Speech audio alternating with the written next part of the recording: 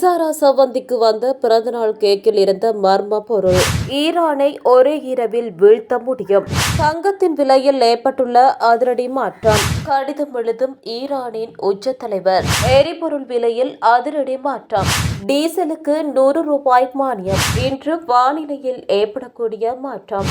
இசாரா சவந்திக்கு வந்த பிறந்தநாள் கேக்கில் இருந்த மர்ம பொருள். கொழும்பு நீதவான் நீதிமன்ற கூண்டில் வைத்து திட்டமிட்ட குற்றக்குழு உறுப்பினர் கனேமுல்லே சஞ்சீவ சுட்டுக் கொல்லப்பட்ட சம்பவம் தொடர்பில் கைது செய்யப்பட்டு தடுப்பு காவலில் வைக்கப்பட்டுள்ள பெண் சந்தேக நபருக்கு வழங்கப்பட்ட பிறந்தநாள் கேக் தொடர்பில் விசேட விசாரணைகள் ஆரம்பிக்கப்பட்டுள்ளன. இந்த சம்பவம் குறித்து கொழும்பு குற்றத்தடுப்பு பிரிவினர் மேலதிக நீதவான் கசுன் காஞ்சன தசநாயக்க முன்னிலையில் சில முக்கிய தகவல்களை முன்வைத்தனர். கனேமுல்லே சஞ்சீவ கொலை வழக்கின் 15வது சந்தேக நபராக பெயரிடப்பட்டுள்ள இசாரா சவந்தி என்பவரே கொழும்பு குற்றத்தடுப்பு பிரிவினரால் தடுத்து வைத்து விசாரணைக்கு உட்படுத்தப்பட்டு வருகிறார். கடந்த மார்ச் 29ஆம் தேதி இவரது பிறந்த நாளை முன்னிட்டு கொழும்பு குற்றத்தடுப்பு பிரிவுக்கு கேக் ஒன்று கிடைத்துள்ளது. குறித்த கேக்கில் ஏதேனும் விச ரசாயனங்கள் அல்லது போதைப்பொருள் கலக்கப்பட்டிருக்கலாம் என காவல்துறை சந்தேகம் வெளியிட்டுள்ளது. இது தொடர்பில் முழுமையான விசாரணைகளை ஆரம்பித்துள்ளதாக தெரிவித்த காவல்துறையினர் குறித்த கேக்கை அரசு ரசாயன பகுப்பாய்வாளரிடம் ஒப்படைத்து அறிக்கை பெறுவதற்கு நீதிமன்றத்திடம் அனுமதி கோரினர். சந்தேகத்துக்குரிய கேக்கை உடனடியாக அரசு ரசாயன பகுப்பாய்வாளரிடம் ஒப்படைக்குமாறு உத்தரவிட்ட மேலதிக நீதவான் இது தொடர்பான விசாரணை அறிக்கையை விரைவில் நீதிமன்றத்தில் சமர்ப்பிக்குமாறும் காவல்துறைக்கு கட்டளையிட்டார். சந்தேக நபரான இசாரா சவந்தி முதலில் 90 நாட்கள் தடுப்பு காவலில் வைத்து விசாரணைக்கு உட்படுத்தப்பட்டார். தற்போது மேலும் 90 நாட்கள் அவரை தடுத்து வைத்து விசாரிக்க நீதிமன்றம் அனுமதி வழங்கியுள்ளது. இவருடன் தொடர்புடைய விசாரணைகளை விரைவுபடுத்தி இவரை நீதிமன்றத்தில் முன்னிலைப்படுத்துமாறு கொழும்பு பிரதம நீதவான் கடந்த வாரம் காவல்துறைக்கு உத்தரவிட்டிருந்தமை குறிப்பிடத்தக்கது. ஈரானை ஒரே இரவில் வீழ்த்த முடியும். அந்த இரவு நாளைய இரவாகவும் இருக்கலாம். டிரம்ப் விடுத்த கடும் எச்சரிக்கை. ஈரானுடனான போர் தீவிரமடைந்துள்ள நிலையில் ஈரானை ஒரே இரவில் வீழ்த்திவிட முடியும் என்றும் அந்த இரவு நாளைய இரவாக கூட இருக்கலாம் என்றும் அமெரிக்க ஜனாதிபதி டொனால்ட் ட்ரம்ப் மிக கடுமையான எச்சரிக்கையை விடுத்துள்ளார். வெள்ளை மாளிகையில் இன்று நடைபெற்ற விசேட செய்தியாளர் சந்திப்பின் போதே ஜனாதிபதி ட்ரம்ப் இந்த அதிரடி கருத்தை வெளியிட்டார். ஈரானின் ராணுவ பலம் மற்றும் அதன் உள்கட்டமைப்புகளை மிக குறுகிய காலத்தில் செயலிழக்க செய்யும் வல்லமை அமெரிக்காவிடம் உள்ளதாக அவர் இதன்போது சுட்டிக்காட்டினார். ஈரானின் அணுசக்தி மற்றும் எரிசக்தி நிலையங்கள் மீது ஏற்கனவே தாக்குதல் அச்சுறுத்தல்கள் விடுக்கப்பட்டுள்ள நிலையில் டிரம்பின் இந்த ஒரே இரவு எச்சரிக்கை போரின் தீவிரத்தை அடுத்த கட்டத்துக்கு கொண்டு சென்றுள்ளது. அந்த இரவு நாளைய இரவாக இருக்கலாம் என்று அவர் குறிப்பிட்டிருப்பது எந்த நேரத்திலும் ஒரு பாரிய தரைவழி அல்லது வான்வெளி தாக்குதல் நடத்தப்படலாம் என்ற அச்சத்தை ஏற்படுத்தியுள்ளது. வளைகுடா பிராந்தியத்தில் ஏற்கனவே போர் மேகங்கள் சூழ்ந்துள்ள நிலையில் அமெரிக்காவின் இந்த வெளிப்படையான எச்சரிக்கை சர்வதேச ராஜதந்திர வட்டாரங்களில் பெரும் பரபரப்பை ஏற்படுத்தியுள்ளது. ஜனாதிபதி டிரம்பின் இந்த கருத்துக்கு ஈரான் இதுவரை அதிகாரப்பூர்வமாக பதிலளிக்கவில்லை என்றாலும் வளைகுடா பகுதியில் பதிலடி நடவடிக்கைகளில் ஈடுபட போவதாக தெஹ்ரான் ஏற்கனவே எச்சரித்துள்ளது.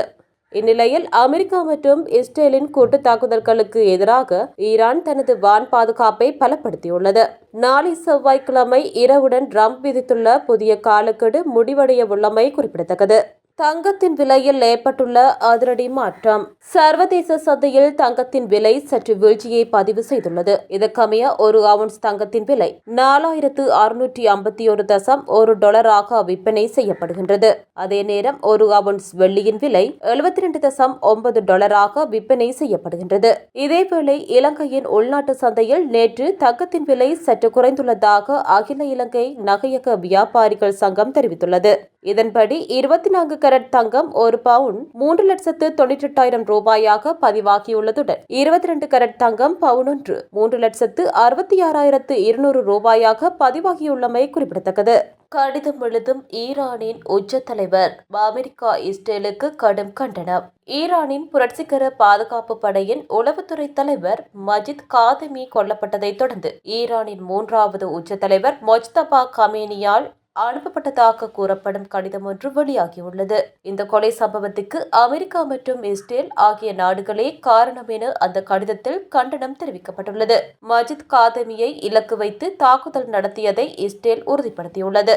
ஈரான் அதிகாரிகளின் வழக்கமான பாணியில் கருத்து தெரிவித்துள்ள கமேனி, தளபதிகளின் மரணம் ஈரானிய படைகளின் சித்தாந்தத்தில் எந்தவொரு குலைவையும் ஏற்படுத்தாது, ஏனெனில் ஈரானிய படைகளின் வரிசை மிக பெரியது என குறிப்பிட்டுள்ளார். கடந்த பிப்ரவரி 28ஆம் தேதி போர் தொடங்கியதிலிருந்து ஈரானின் பல முக்கிய தளபதிகள் கொல்லப்பட்டுள்ளனர். சுமார் ஒரு மாதத்துக்கு முன்பு தனது தந்தையை தொடர்ந்து ஈரானின் உயர் தலைவராக பதவியேற்ற மொஜ்தபா கமேனி இதுவரை பொது இடங்களிலோ அல்லது ஈரானிய அரசு தொலைக்காட்சியின் புகைப்படங்கள் மற்றும் வீடியோக்களிலோ தோன்றவில்லை.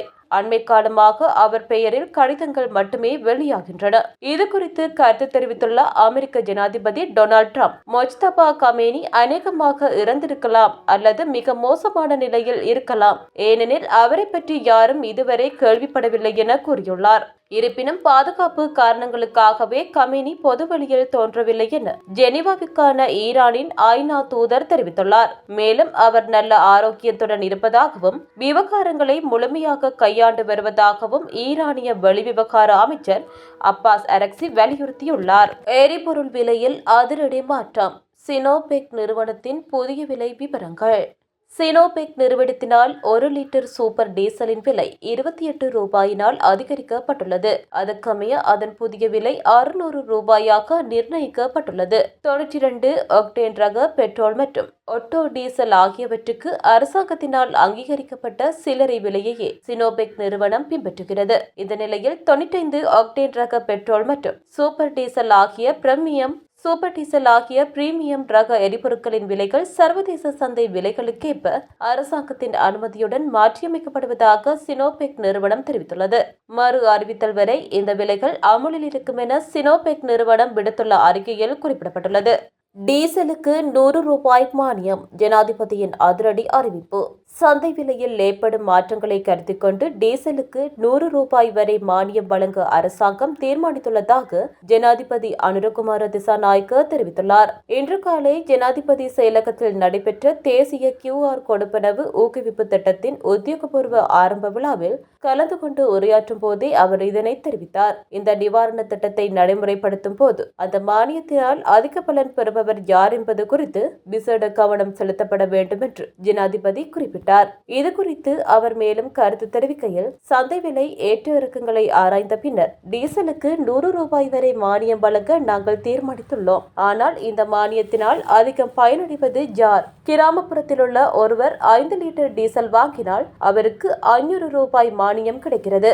அதேவேளை ஒரு பெரிய வாகனத்துக்கு 100 லிட்டர் எரிபொருள் நிரப்பப்பட்டால் அந்த நபருக்கு 10,000 ரூபாய் அரசாங்க மானியம் கிடைக்கிறது.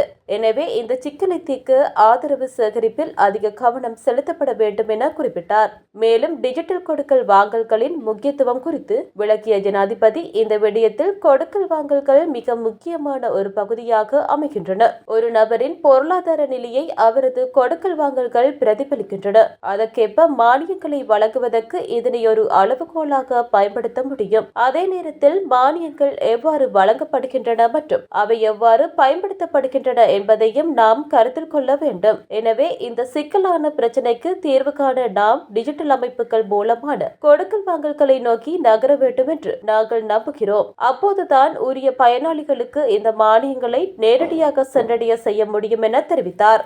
இன்று வானிலையில் ஏற்படக்கூடிய மாற்றம். நாட்டில் இன்று பிற்பகல் 1 மணிக்கு பின்னர் வடக்கு, வடமத்திய, மத்திய, சப்ரகமுவ, ஊவா மற்றும் தென் மாகாணங்களில் சில இடங்களில் மழை அல்லது இடியுடன் கூடிய மழை பெய்யக்கூடும் என வளிமண்டலவியல் திணைக்களம் எதிர்ப்பு கூறியுள்ளது.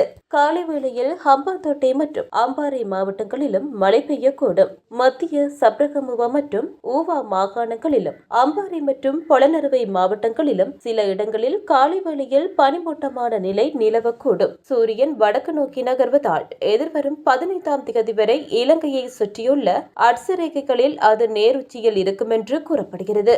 மேலும் தெகிவலை, மகரகம, பன்னிப்பிட்டிய, பாதுக்க, எகலியகொட, மஸ்கெலியா, சியம்பலாந்துவ மற்றும் பொத்துவில் ஆகிய பிரதேசங்களில் இன்று நண்பகல் 12:13க்கு சூரியன் உச்சம் கொடுக்கும் என வளிமண்டலவியல் திணைக்களம் தெரிவித்துள்ளது.